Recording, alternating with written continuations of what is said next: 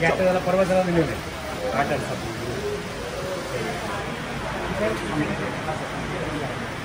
आपल्याला 160 पिंजरे आहेत.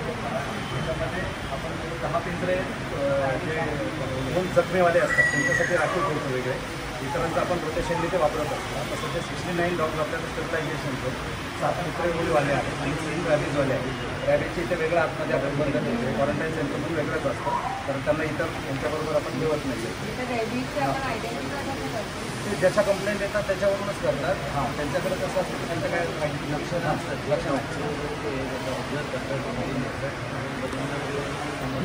हो सर. हो सर. कदम म्हणून आहे तिथले मॅनेजर आहे. ओनर जे आहेत ते राणे म्हणून आहेत. हो चालेल सांगू ना या ना.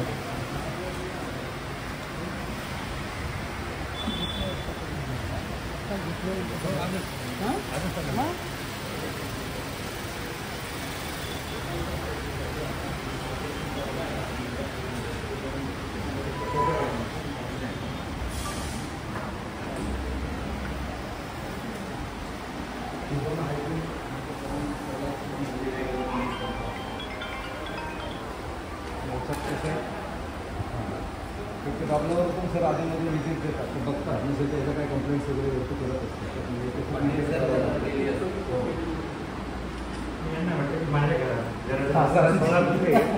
तुम्ही केली तरच सोळा एक्झॅक्ट 16 एक कमी नाही का जास्त नाही नंतर ओपन प्लॉट आहे.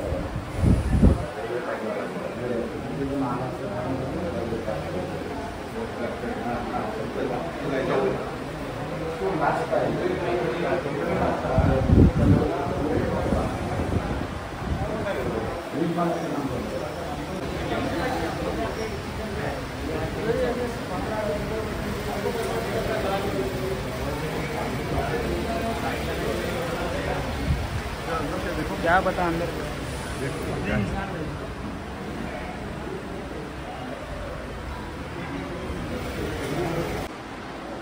सर काय हे ऑपरेशन थिएटर आहे डॉग स्टरलायझेशनसाठीचं. याच्यासाठी सर्व इक्विपमेंट्स आणि स्टरलायझेशनसाठीचं सर्व यंत्रणा या ठिकाणी तयार केली.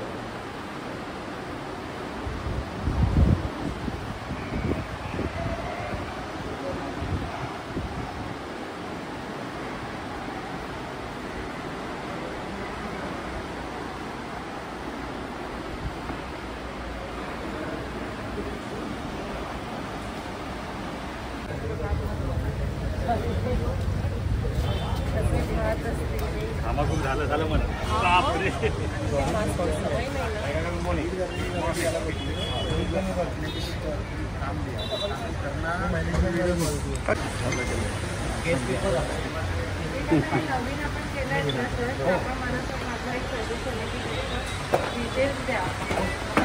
त्याचा क्रिएटिव्ह बनवून ना आपण सगळ्यांनी सोशल मीडियावरती वगैरे व्हायरल करू म्हणजे लोकांना कळेल. मला पण आमच्या जवळपास 250 ग्रुप आहेत.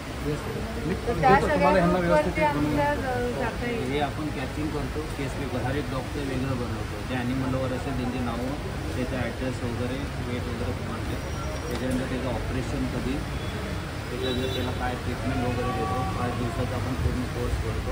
तर लास्टला त्यांना रॅबिसचं इंजेक्शन देऊन आपण ते सोडून ज्या ठिकाणी आहे त्याचं सोडले कसं दाखवतो तिला सोडले त्यांचे सह्या घेता ना. हे रेबीजचं आता त्याला एकदा दिलं ते रेबीजचं दरवर्षी द्यावं म्हणजे त्याच कुत्र्यांना परत ते देण्यात एरियामध्ये जाऊन एरियामध्ये जातो. डॉगचा एरिया नोटिफाईड केलेला आहे. त्या एरियातलं सर्व डॉगला एका केस करतात.